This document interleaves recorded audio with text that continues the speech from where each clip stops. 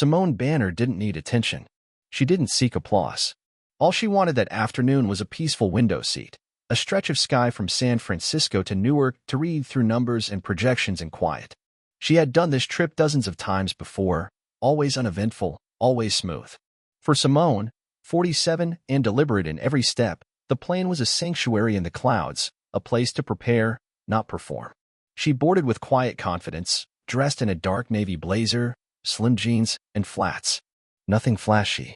Her hair was tied back, a soft, neat bun that complemented the calm air about her. Her tablet, tucked under her arm, contained months of data and strategy, the final pieces of a deal she had spent nearly a year crafting. Her boarding pass read 2A. First class. Left side of the aircraft. Always the left. Less glare, more peace. The man in 2B gave a courteous nod when she offered a quiet, "Hi," and she took her seat without fanfare. The plan was simple: review notes, sip tea, sleep if she could. But peace has a strange way of attracting disruption. The flight attendant approached with a strained smile. She was young, new, and uncertain, the kind who smiled more with her teeth than her eyes. "Excuse me," she said, hovering. "Can I see your boarding pass again?" Simone, puzzled but cooperative, handed it over. The attendant studied it too long. "Are you sure this is your seat?" Simone raised an eyebrow. "It says 2A. That's the seat." The woman nodded, a frown just beneath the surface, and walked off without a word of apology. Simone felt the shift. The quiet tension that settles when people are too aware of your presence but pretend not to be. The tight glances, the unspoken question lingering in the cabin air. But she stayed composed, refocused on her tablet. Tomorrow was critical. The meeting was scheduled for 9 a.m. at Avalon Dynamics. They didn't yet know she owned Banner Systems, the startup they were set to acquire for $600 million. That was the edge. Her silence. Her anonymity. Until now. 10 minutes passed. Then 15. Business travelers filtered in, each lost in their own rhythms. Simone remained poised, calm, composed. Until security boarded. 2 officers in blue uniforms, radios clipped, walked the aisle with quiet intent. One of them spoke her name like it was a question. "Ma'am?" "Simone Banner." "Yes," she replied, cautious. "Can you come with us, please?" She blinked. "Is something wrong?" The other officer glanced at the flight attendant who now stood behind the galley, gaze locked on anything but her.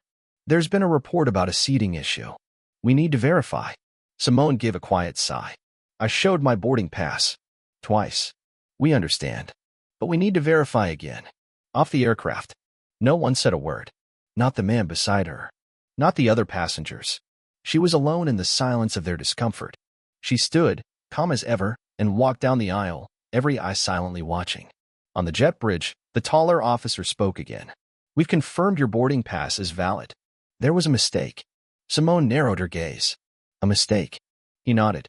The flight attendant thought, "Never mind. Apologies for the inconvenience." She said nothing at first. Then, with the soft sharpness of someone who had long learned restraint, she replied, "I'll take the next flight. Please rebook me." She didn't raise her voice. She didn't argue. She didn't post on social media. She sat at gate 14, straight-backed, typing with quiet focus on her tablet.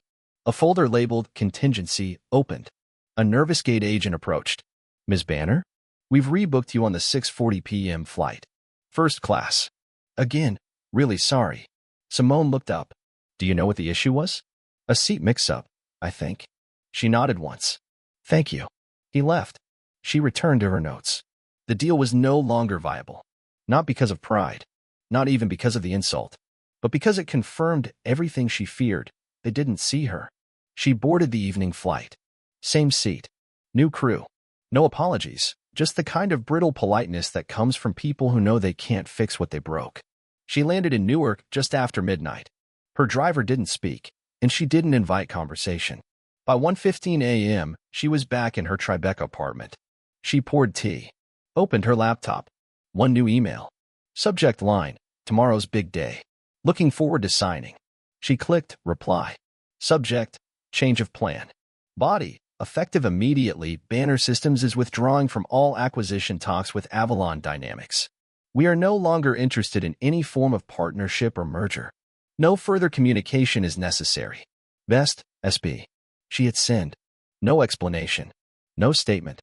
Let them guess. Her assistant texted an hour later. Avalon team is checking in for the 9 a.m. meeting. Should I cancel the room? Simone responded, cancel everything. Also, don't respond to press. By 7:43 a.m., Avalon's CFO Mitchell Corbin had read the email 3 times. He tried calling her team. No answer. Silence. By 8 o'clock, the boardroom in Stamford was tense and confused. No coffee touched. Phones buzzing. She ghosted us? Someone whispered. No, Mitchell corrected. She terminated us. Then came the videos. Blurry clips of a composed black woman being escorted off a plane.